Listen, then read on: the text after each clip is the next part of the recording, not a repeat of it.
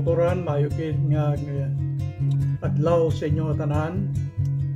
Kag sa sining nga tiyon, magapasalamat naman kita sa Ginoo kay makaupdanay naman kita sa pagpamalandong sa pulong sa Dios.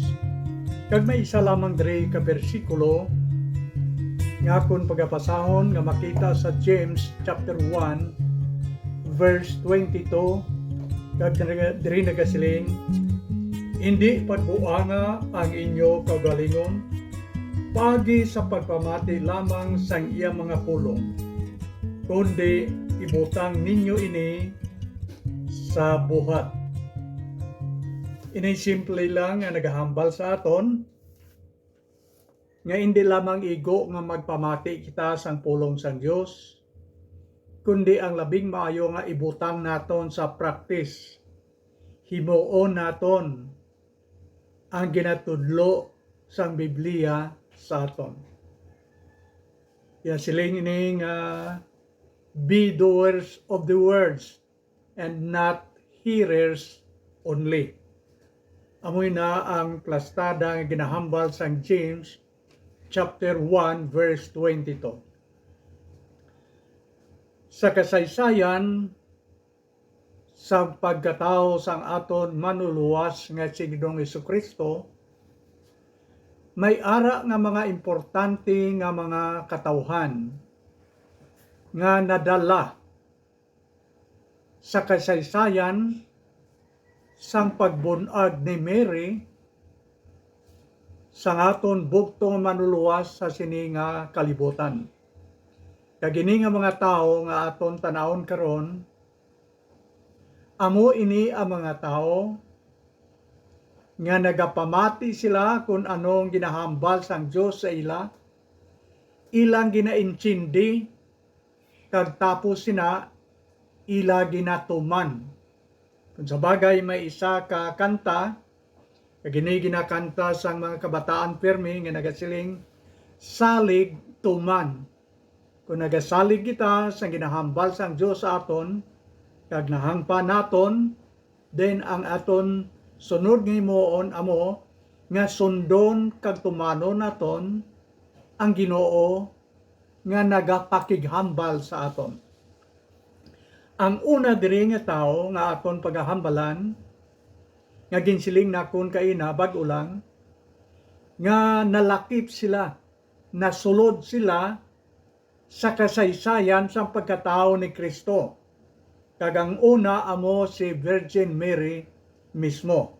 Amo ini ang ginasiling naton nga tawhanon nga iloy ni Jesus Christ.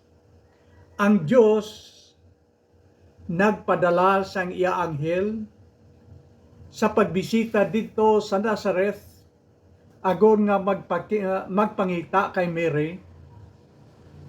Kag ang anghel nga si Gabriel nagkadto dito sa lugar sang Nazareth, kag iya nakita si Mary, Virgin Mary, o kon ang ulay nga babae nga amo si Maria.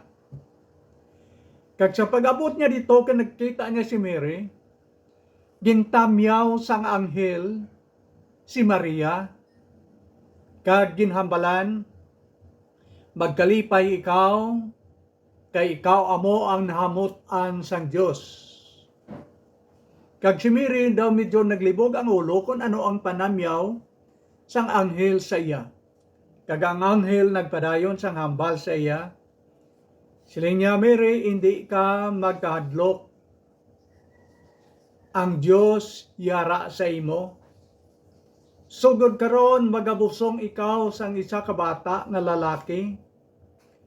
Kag pagatawgon mo siya nga Hesus. Kay siya manginbantog, kag tawgon nga anak sang Dios, kag ang Dios magahimo sa iya nga hari. Kag ang iyang ginharian mangiwalay katapusan. Amoy na ang ginhambal sang anghel sa iya. Pero si Mary wala dayon makaintindi. Nagsiling si Mary sa iya, si paano ang paghimo sini? Kay isa ako kaulay o konbirhen nga babae. Si Mary wala nag-refuse. Pero ang gusto lang niya nga makaintindi siya, kay katulad man sa aton, wala gid man iya sang nagbuso nga birhen, nga wala matandog sang lalaki. Kag ang anghel naghambal sa iya, ang balaan nga espiritu magakunsad sa imo. Kag ang labing gamhanan nga Dios magalikop sa imo. Kag siling sang anghel, para sa Ginoo wala sing imposible. Wala sang butang mabudlay nga himuon para sa Dios. Ang tanan mahimo niya.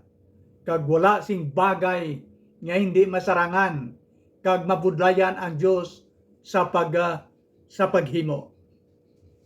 Kag sang naintindihan ni Mary, naghambal siya, kag ini makita nimo sa Lucas kapitulo 1 bersikulo 38. Amo ini ang siling ni Mary, alagad ako sang Dios, kabay nga matuman inang tanan nga ginhambal nimo sa akon. Tapos hambal ni Mary, naglakat kag nagbiya sa iya si Gabriel nga anghel nga ginsugo sang Dios. Tanaw naton bala ang sabat ni Mary. Kag diri masapuan naton nga ini siya tama gid ka matinumanon sa Dios. Kag ang Dios amo ang dapat gid naton tumanon katulad kay Mary. Siling niya, alagad ako sang Dios. Kabay nga ang tanan nga ginhambal mo sa akon, matuman suno sa imo nga ginhambal. Okay, alagad siya sang Dios. Tungod kay alagad siya sang Dios, tumanon niya kung ano ang ginhambal sang Dios. Katulad man kung aton ini tan-awon, kag aton i-aplikar sa aton mga kabuhi. Kung kita nagaalagad sa Dios, dapat ang Diyos amo ang sundo naton. Katulad kay Mary, siling niya, alagad ako sang Diyos. Tani matuman ang tanan nga ginahambal nimo sa akon. Willing siya sa pagtuman sang tanan nga ginahambal sang Diyos sa iya. Sulito na kon sa pagsiling, kita karon mga alagad man sang Diyos. Pero ano sa pamatyag nimo? Katulad sang ginhambal ni Mary, makasiling man ayhan ikaw nga ang tanan nga ginahambal sang Dios nga ginapahimo sa imo kag sa akon, aton man tumanon katulad kay Mary, willing, handa siya sa pagtuman sang tanan tungod kay alagad siya sang Dios. Kung sa bagay, si Satanas may ara man nga nagaalagad sa iya. Kung ang nagaalagad kay Satanas matinumanon, mas labaw pagit kita nga nagaalagad sa Ginoo sa sininga panahon, kag dapat nga makahambal kita katulad kay Virgin Mary nga nagasilinggid siya, alagad ako sang Ginoo, kabay nga ining tanan nga ginhambal sang Dios paagi sa anghel, matuman ini sa akon, matinumanon siya. Wala sing bagay nga ginhambal siya nga hindi siya willing magtuman. Kag ang ikadua nga tao nga na-involved o kung nadala sa kasaysayan sa pagkatao ni Kristo sa kalibutan, amo si Joseph. Sa tungation pagkadto sa anghel kay Mary, kalaslo na siya kay Joseph. Gindescribe sang Bible nga si Joseph isa ka tawo nga mabuot. Abot kon sa aton iya, kung i-describe sang iban nga tao, ilabi na gid kung ang Dios kung ano ang masiling nila sa aton. Base kon parehas man kay Joseph, masiling man ang anghel nga mabuot, o kon ang iban nga tao mabuot kita nga sahi sa mga tao. Pero mo na ang ginhambal sa Bible, si Joseph isa ka tawo nga mabuot. Okay, makita nimo ini nga nasulat sa Mateo kapitulo 1 halin sa 18 pagkadto sa 25. Kag ang sugilano nagasiling, nasapwan ni Mary kag ni Joseph mismo nga nagabusong na si Mary. Kalaslon pa lang sila, wala pa sila makasal, nagbusong na si Mary. Pagkabalo ni Joseph, dako-dako gid ang iyang problema. Kay in love man siya kay Mary, mabuot siya nga tao, wala niya natandog pero nagbusong siya. Dako nga problema, ginabalik-balik niya siyang kagalingon kung anong himuon niya. In fact, nakasiling na lang gani si Joseph nga malakat na lang siya sa sikrito nga paglakat. Kay hindi man siya gusto nga mahuy-an kag kadlawan si Mary sang iban nga mga tao. So malakat na lang siya sikrito. Pero samtang ginabinag-binag niya ining tanan, natulgan si Joseph.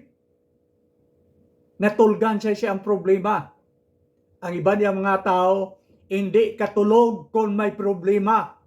Pero si Joseph iya, tungod sang dako niya nga problema, natulgan siya.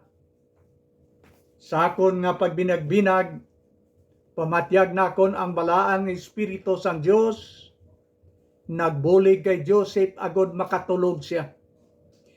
Kag sang natulga na si Joseph, ang babuot nga tao, nga kalaslon kay Mary, nagdamgo siya.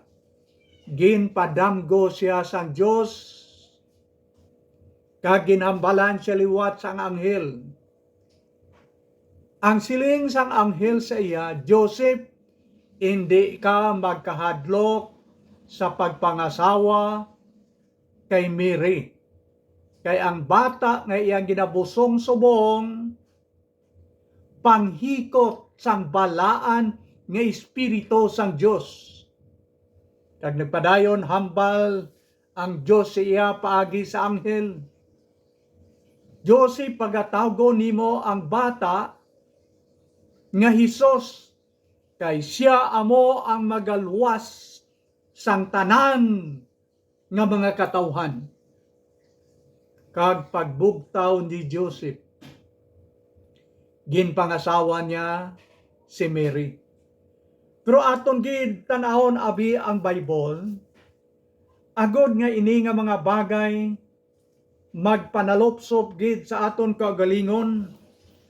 Ang Mateo chapter 1, tanaw naton kag ginhambal niya dire sa amo nga bahin sang Bible. Sang nagbugtaw si Joseph, ginpangasawa niya si Mary. Pero may nga mga importante nga bagay nga aton pagatan-awon dire kag husisaon naton sing maayo ang Mateo kapitulo 1 versikulo 24 tubtob sa 25. Akon gid nga pasahon agod nga indi naton ini malipatan ang mga kamatuoran. Gani sang pagmata ni Jose, gintuman niya ang ginsiling sang anghel sang Ginoo. Kag iya ginpangasawa si Maria, 25, tanaw naton. Pero wala si Jose magtandog kay Maria, tubtob nga nag-anak siya sang lalaki. Kag ginhangalanan ni Jose ang bata nga Hesus. Tanaw naton ang pulong, pero wala si Jose magtandog kay Maria, tubtob nga nag-anak siya sang lalaki. So matinaw nga wala sila sang ginasiling sexual relations. He had no sexual relation with Mary. Okay? Akon pagid nga suliton para magpenetrate sa aton una-una. Nag-opdanay sila si Joseph kag si Mary, pero wala niya gid gintandog si Mary, tob-tob nga na tao si Kristo. Kung sa aton pa, si Joseph disiplinado nga tao. Si Joseph makakontrol sa iyang kaugalingon. Kung tanawon nimo ang Galacia, ang ginasiling nga self-control, bunga ina sang balaan nga espiritu. Kagyara ina kay Joseph. Ginkontrol niya ang iyang kaugalingon. Wala niya gid gintandog si Mary, tog-tog nga na tao si Kristo. Kay kun gintandog ni Joseph si Mary, hindi na naton subong mapamatud-an ang ginasiling virgin birth of Jesus Christ.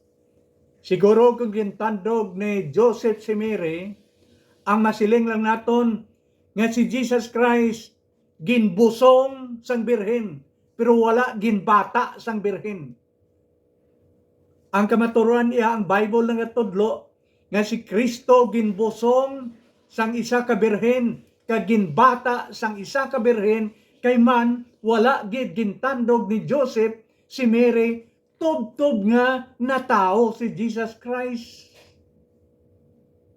Amo ina ang kabugusan sang ginasiling sang Bible nga si Kristo ginbusong sang isa ka birhen, kag ginbata man siya sang isa ka birhen, kay man si Joseph disiplinado, makakontrol siya ang kaugalingon tungod kay may pagtuo siya, ginapaabot niya gid iapirmi kung ano ang signal sang Dios sa iya. Then dapat ini nga ma-adapt man naton nga mga kauturan, kamatuoran sa aton mga kabuhi subong. Dapat kita may self-control. Dapat kita may disiplina sa aton kaugalingon. Dapat kita may malawig, malaba nga pasensya, Diyos noon nga pasensya sa aton nga kaugalingon. Kung kaysa kita iya subong, nagadali-dali, kag hindi kita makapaabot sa Ginoo, kabangdanan nga nagapalamunggo ang aton Kristohanon nga pagkabuhi sa sininga kalibutan, kay hindi kita makapaabot sang husto nga panahon nga ginahatag sa Dios sa aton. Tanawon naton ang Salmo kapitulo 27 bersikulo 14. Pero siningation magabasa ako sa English, kay nakapta na ko di nga Bible English, kag diri nagsisling sa 14. Wait on the Lord, be of good courage, and he shall strengthen thine heart. Wait, I say, on the Lord. Kaduagin sulit, wait upon the Lord, wait on the Lord. Siling sa Bible, ginsulit-sulit kid. Aton paaboton ang timing nga ginahatag sang Dios aton. Hindi kita magpadali-dali. Kung makapaabot kita sang mga ginatudlo kag ginahambal sang Dios aton, kag aton sundon, labing maayo. Pero si Joseph may nakita ako nga maayo nga bagay nga halin sa iya, luwas nga ginatawag siya sa Bible nga mabuot nga tao, kargado siya sa self-control, kargado siya sa pasensya sa iyong kagalingon, kag makahulat siya sa husto nga panahon nga ginahatag sang Dios sa iya. Wala niya gid gintandog, ginpaabot niya gid ang husto nga panahon nga ginahatag sang Dios iya. Kabangdanan nga maapo sa aton karon ang pag-intindi nga si Kristo ginbusong sang birhen, kag natawo sa isa ka birhen, kay wala siya gintandog ni Joseph nga iyang bana. Pero aton gid patugsilingan ang bug-os nga ginatudlo sa Bible na nungod sini.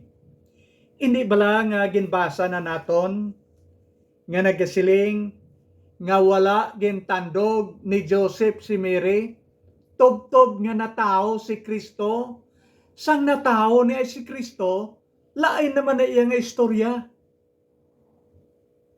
Kung sa aton pa, tapos nga si Kristo na tao, nagtanduganay na ni sila iya nga duwa. Kung sa bagay, hindi nimo ma-deny ang kamatuoran. Bisan magsiling pa kita nga si Mary Birhen tubtob nga napatay. Ang Bible iya nagahambal nga si Joseph kag si Mary nagpamata gid sila iya tapos nga si Kristo na tao gikan kay Mary. Kag imo ini makita sa nakalinlain nga bahin sa Bible. Ang isa sini makita nimo sa Mateo 13 halin sa 55 pagkadto sa 56. Si Jesus Christ makabig nito naton nga may half brother siya. Kung hindi ko magsala mga 4 kabilog. Isa sina si Jude, si James, may ara pa nga Simon, kag may isa pa kalalaki, kag nagsiling ang Bible, may mga utod siya nga lalaki, kag mga babae. Kung sa aton pa, damo man ang babae, kay mga ang ginagamit sa Bible. Okay, ang pagkabirhin ni Mary, kutob lang nga natawo si Kristo. Pagkatapos niya sina, nagpamata sila, so hindi na siya makabig nga birhin, tubtob nga napatay. Kundi amuhon lang naton sini nga si Kristo ginbusong sang isa ka birhen kag ginbata sang isa ka birhen. Pero tapos nga nabata si Kristo, nagpadayon ang ila pag-asaway kag nagpamata sila sang mga lalaki kag may araman nga mga babay nga mautod ni Kristo.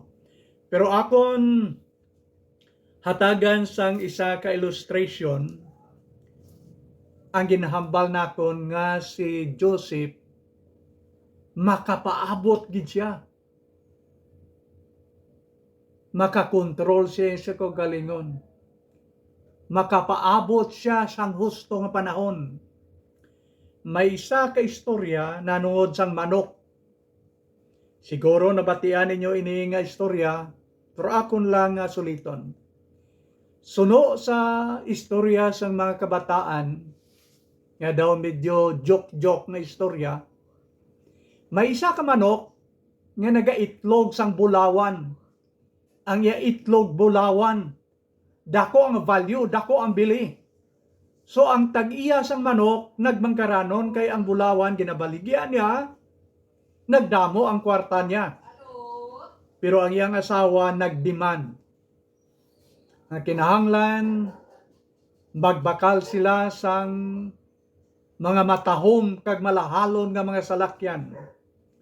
Kinahanglan nga magpatindog sila sang dako-dako nga balay kag iban pa nga mga gamit nga ilang baklon. So ang manok nagaitlog man lang kaisa sa isa ka adlaw. Kag kung ibaligya nila ang itlog, mahal man mutuod pero hindi makaigo kon baklon nila ang tanan nga ilang balaklon sa isa panahon. So anong ginhimo sang mag-asawa? Kay hindi man sila kapaabot nga mag-itlog ang manok sang bulawan. Ginkuha nila ang sundang kay ila huna-huna nga duwa nga damo dito itlog sa sulod sang tiyan sang manok kag ilang kuwaon tanan agod nga ilang mabaligya kag damo ang kwarta nila. So ila ginihaw ang manok, ginoperahan ang tiyan, pag-abot pagbuka sang tiyan, bisan isa kabilog itlog wala, zero. Ina tungod kay hindi sila makapaabot nga mangitlog ang manok, ila na lang ginpatay kay hindi sila kahulat. importante gali nga maghulat kita sa husto nga panahon. Katulad kay Joseph, naghulat siya sang malawig kag husto nga panahon, kay ang husto nga timing ara sa Dios. So wait upon the Lord for His timing, kay ang iya nga panahon mas maayo para sa aton, kag wala ang Dios ang mga plano nga makapalain sa aton. Ang tanan nga plano sang Dios lunsay maayo para sa aton. Kag amoy na nga nahangpan ni Joseph nga ang Dios may matahong nga plano, nakapaabot siya, nakakontrol siya, siyang kagalingon. Kagaron ginadayaw naton nga si Kristo na tao sa isa ka birhen, ginbusong kag na tao sang isa ka birhen, tungod kay nakapamana siya sang isa man ka tao nga mabuot, may self-control, may pasensya, kag makaibalo magpaabot sang husto nga timing halin sa Ginoo. Okay, may isa pa gid nga mga tao nga na-involved o kung nadala sa kasaysayan sa pagkatao ni Kristo. Amo ini ginisiling naton nga tatlo ka maalam nga tao. Kag nakita nito naton ang iya nga record sa Mateo kapitulo 2 halin sa 1 tubtob sa 12. So akon lang istorya ang mga natabo iri. Sang natao dito si Kristo sa Bethlehem, may nagbisita nga tatlo ka hari, 3 kings, dito sa Jerusalem. Pag-abot nila dito nga tatlo, nagpamangkot sila kay ti taga balayo ang ilang ginhalinan. Ginsiling ini sang Bible nga tatlo ka wise men, 3 kings, halin sa sidlangan. Ang iban nga nagatawag 3 kings, ang iban 3 wise men. Okay, parehas lang na sila. Di lang palibog kung ano inang diferensya nila. Now, nagpamangkot sila dito sa Jerusalem, kung diin na tao ang mangin hari sang Judea. Kay siling nila, nakita namon ang ilang bitoon, ang iyang bitoon didto sa sidlangan, kag nagkari kami agod nga magsimba sa iya. Pagkapati isang hari sang Juda, nga amo si Herodes, nakugmat gid siya. Medyo may kahadlok siya. Kay man hindi man siya gusto nga buslan pagkahari, kag kung may matao nga hari sang Israel, basi buslan siya. So may ara siya nga kahadlok. Amo nga nagsiling ang Bible, nakugmat si Haring Herodes. Ang yaginhimo amo, yagin patawag niya ang mga pari nga nagatuon sang kasuguan o kon sang Bible. Ginatawag niya ang tanan nga manunudlo sang kasuguan, kagin pamangkot diin matao ang mangin hari sang Judea. Siling sang mga pare kag mga nagatudlo sang kasuguan, kay nabalaan Manila kay ti nagatuon sila sang Bible. Siling nila dito matao sa Bethlehem, sakop sang Juda. Okay, pagkabati ni Haring Herodes, ginpatawag niya ang 3 wise men, ang tatlo ka mangin alamon, kagin singganan, pangitaan nyo ang bata dito sa Bethlehem. Kag kung makita nyo na, balik ka mo sa akon, kay masimba man ako sa iya. Binutik ina, way yaga plano si Haring Herodes nga masimba. May malain siya nga plano sa likod sang iya nga huna-huna. So naglakat ang 3 wise men. Ang silak sa bitoon naga-guide sa ila. Tubtob nga nakita nila ang balay diin si Kristo nakulan upod siyang ginikanan, tawhanon ng ginikanan, si Mary kag si Joseph. Pagabot nila dito nga tatlo, nagluhod sila, nagsimba sa bata, kag ginhatag nila ang ilang gift sa mga bata. May dala silang gold, may dala silang incense, may dala silang mira, ila ginhatag ang tanan kay Jesus Christ. Subong ilang dolot sa iya. Pero ang natabo mo ni,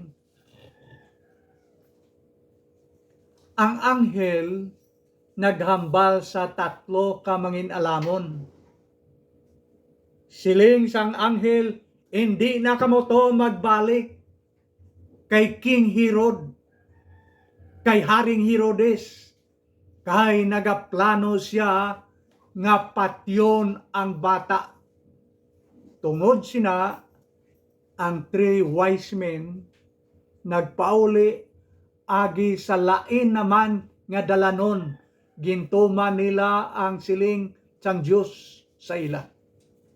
Sa kaakig ni Haring Herodes, nagmando siya nga pamatyon ang tanan nga mga lalaki nga kabataan didto sa Bethlehem kag palibot sa Bethlehem halin sa 2 ka tuig paidalom.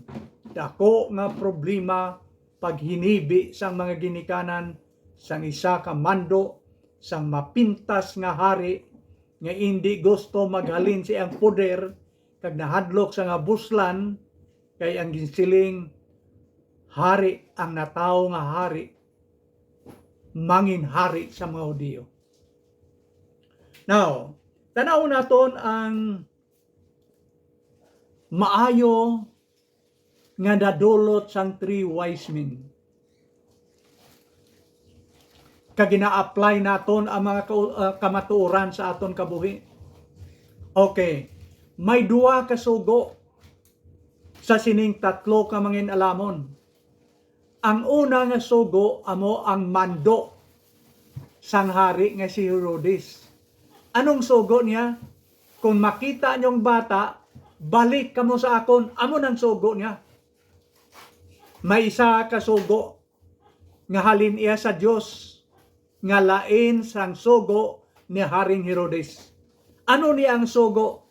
Siling sang Dios, hindi na kamo magbalik kay Herodes kay nagaplano siya nga patyon ang bata. Okay, may 2 ka sugo. Ang isa sugo sang tao. Ang isa iya sugo sang Dios. Now, diin ang labing importante para sa imo. Ang sugo sang tao o kung sugo sang Dios. So ang sabat naton, mas mayo gid ang sugo sang Dios. Pero tanaw naton mayo plasada sang aton kabuhi. Pananglitan kon may isa ka leader sang reliyon nga maghambal sa imo sang mga butang nga wala nasulat sa balaan nga kasulatan nga balinsuso sang ginatudlo sang Bible. Sinong sundon mo? Ang Dios o kon ina nga tao nga ang iya ginatudlo wala kag hindi nimo makita sa balaan nga kasulatan. Ako nina ginapatug silingan subong kag ako nina palinton sa inyo kay ang kamatuoran sa sini nga panahon sa akon lang nabalaan.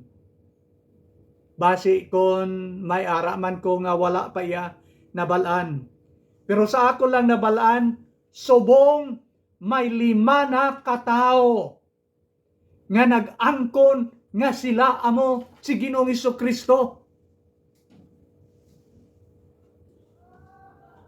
Siguro mabudlayan ako pag mitlang sa mga ngalan sini, pero ang kamatuoran amo nga may ara na subong nga nagasiling, ako si Jesus Christ.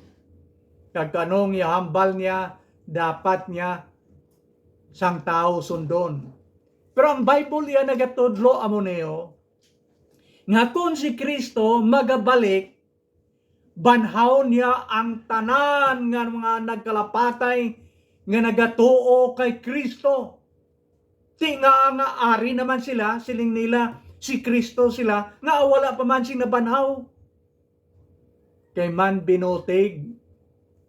Okay. Ibutang naton sa 3 wise men.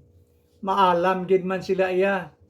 Kay man gintuma nila ang Dios labaw sa hambal sang tao. Amo man ina si San Pedro. Makita nimo ang record sa Acts chapter 4. Ano niya si San Pedro? Si San Pedro nag-ayo sang bulag o kon sang piang.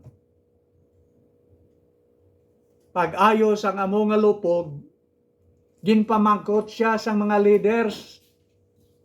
Paano ini nag-ayo? Ang sapat ni San Pedro, kag siya kaupod si John, nag-ayo siya tungod sa ngalan ni Kristo nga taga Nazareth. Pero hindi sila magpati sina. Sa sobra nila nga bistigar kag hindi man sila magpati, nagtupa sa prisuan ang duwa, si Pedro kag si John. Pagkaaga ginpagwaan nila kag ginwarningan, ginpaandaman. Siling sa mga leaders, hindi na kamo magpanudlo kag magpangwali sang pulong sang Dios. Sugo ina sang mga leaders sang tao. Ano yang sugo sang Dios sa ila gani?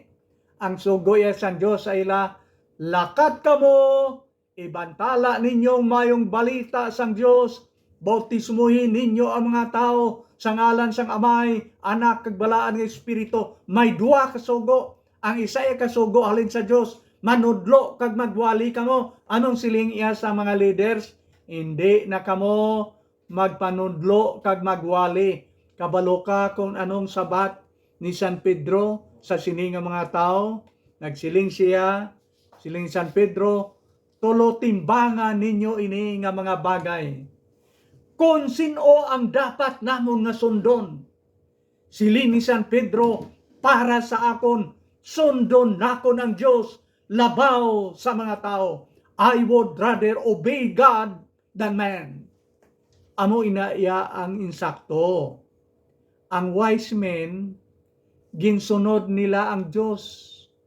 Hindi na kamo to mag-agi kay King Herod. Ang silingan ni King Herod, agi kamo di sa akon kung makita nyo na ang bata. Pero ang 3 wise men, ginsunod nila ang Dios. Amo man ini ang iplastar naton nga kamatuoran subong sa aton kabuhi. Mga utod dumduma sa introduction nga nagsiling ang Bible, hindi lamang igo nga magpamati kita, kundi sundon naton ang pulong sang Dios nga aton ginapamatian. Okay. Kung kaluwasan gani sang aton mga kalag ang paghambalan, ang ginatudlo sang Bible nga kitang tanan agud baluwas dapat nga magtuo kag magbaton kay Kristo sa aton kabuhi. Dapat nga aton inapamatian kag sundon. Ang Mateo Kapitulo 7 nagahambal, hindi ang tanan nga nagatawag Ginoo, Ginoo makasulod sa ginharian sang langit, kundi ang nagatuman lamang sang kabubuton sang Amay sa langit. Ti anong kabubuton sang Amay sa langit? Mabasa nimo sa John Kapitulo 6 versikulo 40 nga nagasiling, amo ini ang kabubuton sang Amay, nga ang tanan nga magtuo kay Kristo makaangkon sang kabuhi nga wala sing katapusan, kag banhawon sila sa katapusan nga adlaw. Pamatian naton ina sing matag, kag kun aton na mabatian kag mahangpan, aton ina sundon. Ano ang aton sundon? Aton sundon ang natudlo sang Bible nga kitang tanan agud nga makaangkon sang kaluwasan sang aton mga kalag. Dapat kita magtuo kay Kristo kag batonon naton siya. Ginpadala na siya sang amay, kag ginhatag sang amay sa aton. Ang aton himuon amo ang pagbaton sina nga Kristo nga gindulot, ginpasko, ginahatag niya subo nga dulot niya sa aton tanan. Nagapaabot kita nga may mga kabyanan kita nga makatag sing gift sa aton sa nga Pasko. Pero ang labing dako kag labing maayo nga dulot amo ang dulot sang amay, ang yang bugto nga anak. Dapat nga ini nga manluluwas hindi lamang nga natao didto sa Bethlehem, sa pasungan. Dapat nga matao ini subong sa tagsa-tagsa katagipusoon sang mga tao sa kalibutan. Kag ini nga manluluwas matao lamang sulod sa aton kabuhi kung kita magtuo kag magbaton sina nga dulot sang Dios sa aton. Liwat akon gid suliton nga kitang tanan magmalipayon lamang sa pag-celebrate sang Christmas kung may Kristo ang sulod sang aton mga kabuhi. Mga kauturan, madamong salamat. Kagabay nga ang kalinong nga naghalin sa Dios magpabilin gid sa aton mga kabuhi.